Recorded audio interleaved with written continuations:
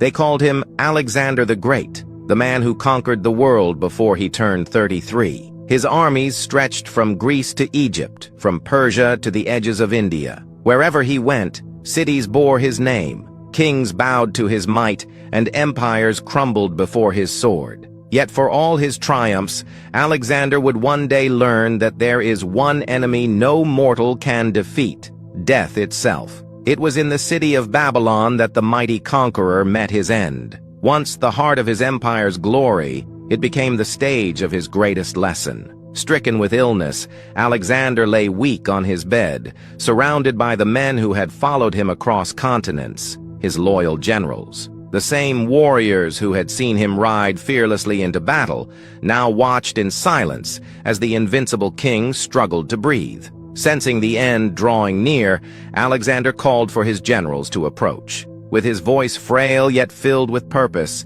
he made 3 final wishes. Each wish carried a meaning far deeper than his victories, a truth he had learned too late in life. His first wish was that only his doctors should carry his coffin. He explained that this was to remind the world that no medicine, no matter how skilled the healer, can stop death when it comes. Even the greatest physicians could not save the man who had conquered half the world. It was his way of showing that human power, wisdom, and wealth all fail before the final call. His second wish was that the path leading to his grave be covered with gold, silver, and precious stones, the same treasures his armies had taken from across the earth. He wanted the world to see that, though he had gathered unimaginable riches, he could not take even a single coin with him. Let them know, he said, how worthless riches are in the end. To a man who had once measured success by the lands and treasures he possessed, this was his ultimate confession, that material wealth is fleeting,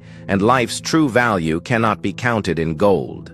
His third and final wish was that his hands be left hanging outside his coffin. When his generals looked at him in confusion, he explained, "So that the world may see that the conqueror who ruled empires leaves this world with nothing in his hands." It was a powerful symbol, the open, empty hands of a king who once held the world in his grasp. As he took his final breaths, Alexander's gaze turned distant, as if seeing beyond his empire. He had built cities, destroyed kingdoms, and united nations under his banner, yet he realized that death spares no one, not kings, not conquerors, not even the greatest of men. In the end, Alexander the Great's greatest conquest was not of land or people, but of truth. Through his final wishes, he reminded the world that no one conquers death, and no one takes more than a memory. Follow for more historical videos.